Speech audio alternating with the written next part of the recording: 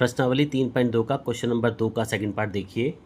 5 वर्ष पूर्व नूरी की आयु सोनू की आयु की 3 गुनी थी। 10 वर्ष पश्चात नूरी की आयु सोनू की आयु की 2 गुनी हो जाएगी। नूरी और सोनू की आयु कितनी है? पहले हमें दोनों की आयु माननी पड़ेगी। माना नूरी की आयु, इसकी आयु तो मान लेते हैं, मानते चलिए x वर्ष, और सोनू की आयु मान के चलते हैं हम y वर्ष। अब क्वेश्चन में कुछ आया 5 वर्ष पूर्व, तो 5 वर्ष पूर्व नूरी की आयु, 5 वर्ष पूर्व नूरी की आयु कितनी हो जाती है? x माइनस 5 वर्ष होगी, क्योंकि पहले पूछी है तो माइनस में। और इसी तरह 5 वर्ष पूर्व सोनू की आयु, ये हो जाती है हमारी y माइनस 5। अब देखिए प्रश्नानुसार क्या दिया गया है उसने। इसने कहा गया है 5 वर्ष पूर्व नूरी की आयु, 5 वर्ष पूर्व नूरी की आयु कितनी थी? x माइनस 5 बराबर किसकी होगी? सोनू की आयु की 3 गुनी। सोनू की आयु थी हमारी y माइनस 5 और इसकी 3 गुनी, यानी कि इसकी 3 से गुणा करनी है। इसको लिख सकते हैं हम x माइनस 5 बराबर 3 की y में करेंगे 3y माइनस 3 की 5 में करेंगे 15, या इसको लिख सकते हैं x इधर आके माइनस का 3y बराबर माइनस के 15 और इधर आके प्लस के 5, या ये समीकरण बन जाती है x माइनस 3y बराबर माइनस के 10। ये आ जाती है समीकरण नंबर 1। आगे चलते हैं। 10 वर्ष पश्चात नूरी की आयु, अब 10 वर्ष पश्चात पहले दोनों की आयु देखिए कितनी होगी। 10 वर्ष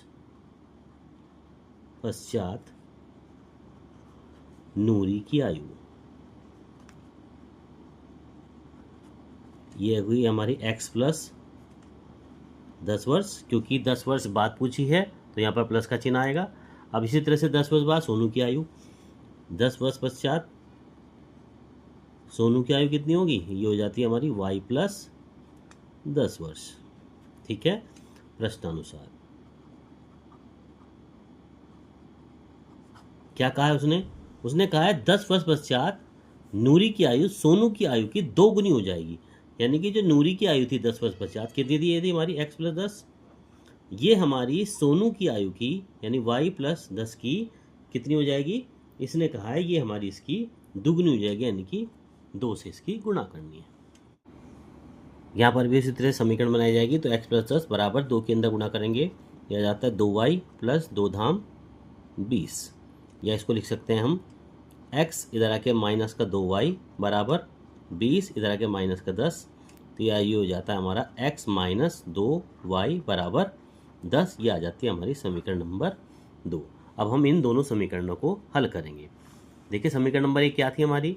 समीकरण नंबर 1 थी हमारी ये x माइनस 3y बराबर माइनस के 10, ये थी हमारी समीकरण नंबर 1। और समीकरण नंबर 2 थी हमारी x माइनस 2y बराबर 10, ये थी हमारी समीकरण नंबर 2। देखिए समीकरण हल करने के लिए हमें कोई भी संख्या बराबर चाहिए। यहाँ पर हमारा x बराबर दिख रहा है, लेकिन यहाँ पर साइन चेंज करने पड़ेंगे। यहाँ प्लस है तो माइनस, यहाँ माइनस है तो प्लस, यहाँ प्लस है तो यहाँ माइनस। अब ये प्लस का ही माइनस का ही काट दिए जाते हैं।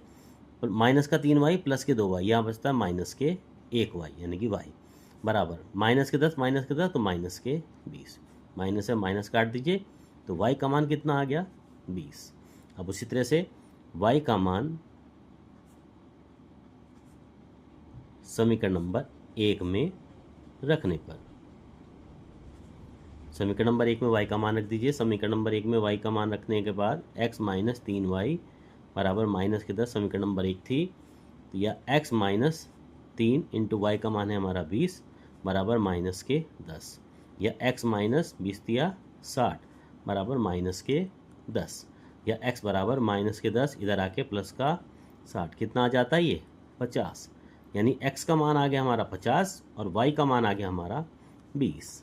यानी कि हमने जो नूरी की आयु पूछी थी, तो इसलिए नूरी की आयु ये हमने x मानी थी, तो ये तो आ गई हमारी 50 वर्ष। और सोनू की आयु y मानी थी हमने, ये आ गई हमारी 20 वर्ष। इस तरीके से हमारे दोनों की आयु निकाल सकते हैं। ये था क्वेश्चन नंबर दूसरे का सेकंड पार्ट।